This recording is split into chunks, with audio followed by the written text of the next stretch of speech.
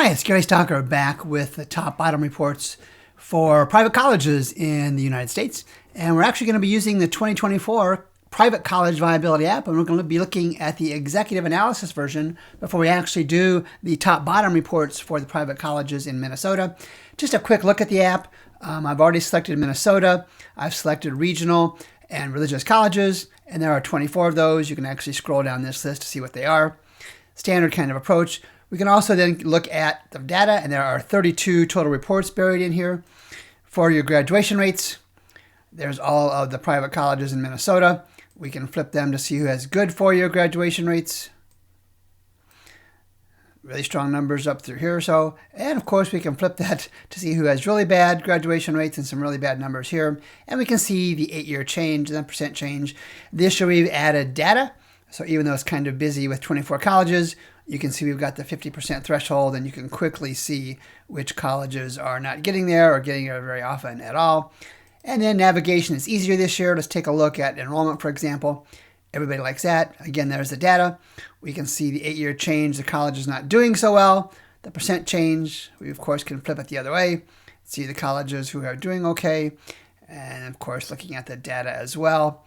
One more thing on the data itself is that we actually included average. So for these 24 colleges, the average 8-year change is down 208.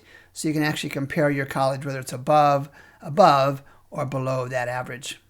So that's the 2024 Private College Viability App, the executive analysis version. Let's take a look at the top 10, top and bottom, for the Minnesota private colleges. So let's look at the top bottom report from the 2024 College Viability App for private colleges. And of course, today we're focusing on Minnesota. You can see the data we're going to compare. And I play around with this a little bit. I've changed some of these for 2024, and I may continue to change those a little bit. And of course, the data source is the National Center for Education Statistics and its IPEDS database. We always use 8 years. The last 8 reported years are 2015 to 2022. Let's look at the data. So we're always going to start with enrollment because folks like to focus on that. And we start with the top, and you can see the top Minnesota private colleges with enrollment gains from 2015 to 2022. You can see their enrollment numbers for 2022 to give you a feel for size, and then the 8-year change on the right-hand side for those enrollment numbers. And those are the top 10, I believe. And again, these show some growth. You don't always see as many as 10 private colleges in a state with growth. So Minnesota's got something going there. But when we look on the bottom side, they also have colleges with issues. I think there were 23 or 27 colleges in Minnesota. Look at all the ones with negative enrollment growth, decreased enrollment growth over the last 8 reported years. That's not a good indicator for lots of reasons. So as you're doing these comparisons, whether you're an executive, whether you're faculty and staff, whether you're a student, parent, these are the patterns that should be concerning because it's over the course of 8 years. And while I won't go over each of these individually, some of them have had decreasing enrollment for each and every one of the last 10 reported years.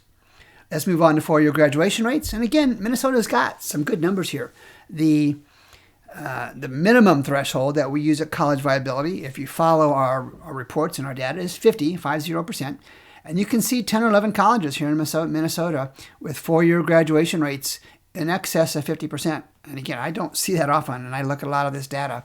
So some colleges that are strong, they're getting it done in terms of having systems and the processes to graduate students, and even the students with the capacity to graduate in those 4 years. But for every top, we have a bottom. And these are the private colleges in Minnesota that aren't doing so well. And you can see each of these Minnesota colleges have four-year graduation rates below 50%. And here at College Viability, we have a name for that. We've coined the phrase coin toss college, because for these colleges that can't graduate even 50% of their students after 4 years, you might as well flip a coin to decide if a student's going to graduate or not. Let's move on. Let's look at popularity indicator. Again, this is a phrase we have coined at College Viability. The IPEDS, the official name, the inside baseball, inside higher education name, is admissions yield, and it simply reflects the percentage of students that a college has accepted that show up, pay tuition, and attend classes. So you can see the 8-year change. That's what I've highlighted here on the right-hand side. Herzing University, Minneapolis, that's quite a jump, but they submitted the data, so I will get them the benefit of the doubt. And you can see that most of these colleges have had a positive number, but notice at the bottom, even the top group of Minnesota private colleges has had a decreasing pattern of admissions yield, fewer students accepting their offers of admission than we have seen in previous years. There are reasons for that. We can talk about that another day. But let's look at the bottom piece. And again, there's a couple things going on here. At Bethany Global down 38 points. If that's true, that's not good for lots of reasons. You can see, though, that Bethel and North Central and the others have had significant downtrends in percentage of students accepting their offer. The final thing I want to show on this screen, and I see it way too often, there are some colleges, these look like two religious colleges, that don't even have the capacity to regularly submit the data. So the minus 88, the minus 79 are not valid. We'll give Bethany Global, again, the benefit of the doubt that data is accurate. But that concerns me that they don't have the resources, the expertise to even submit the data. Percent admitted, I'm just showing the top level on this. And this is a reflection of colleges who admit a large percentage of students who apply. And anything above 80%, I would make note of. Anything above 90% is concerning because it gets closer and closer to a mindset, and this is my term, not theirs, of Herzog University accepting 94 out of every 100 students. It's possible their internal motto is have heartbeat, will admit. They're entitled to do that. Nothing wrong with that, except it's going to be a reflection reflected in the graduation rates.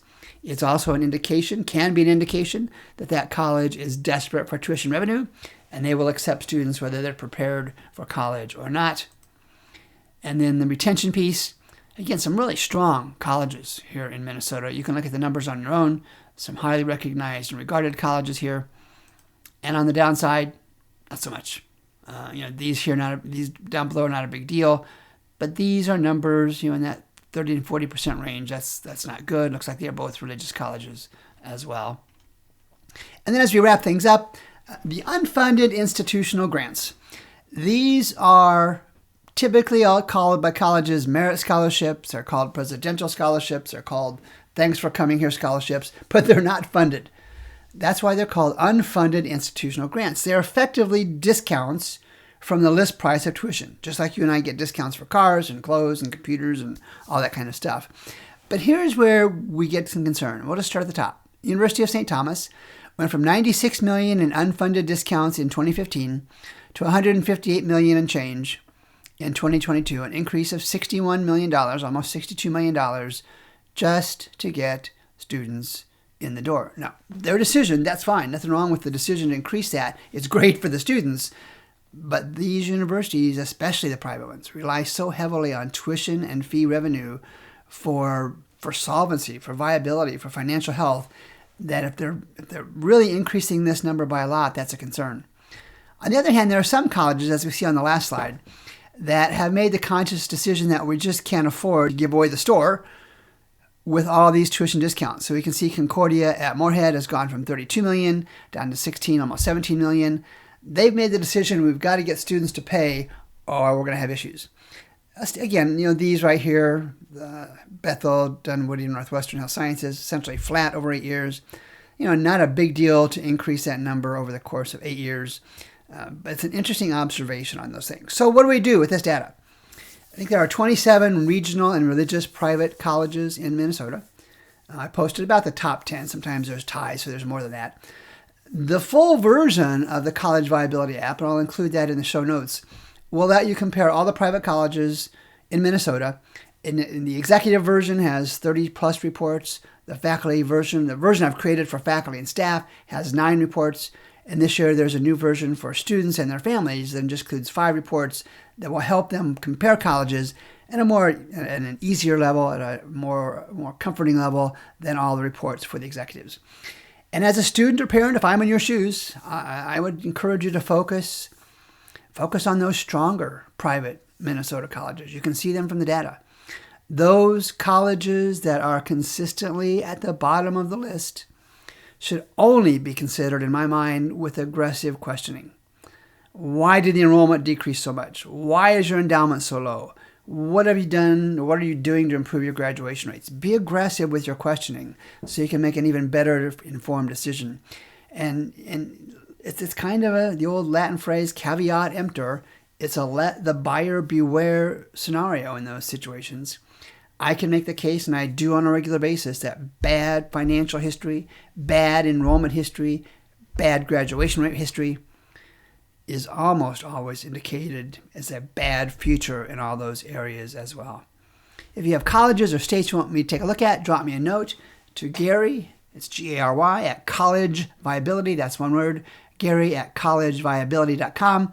This has been the first 2024 top-bottom report for private colleges in the United States. We'll do it again next week.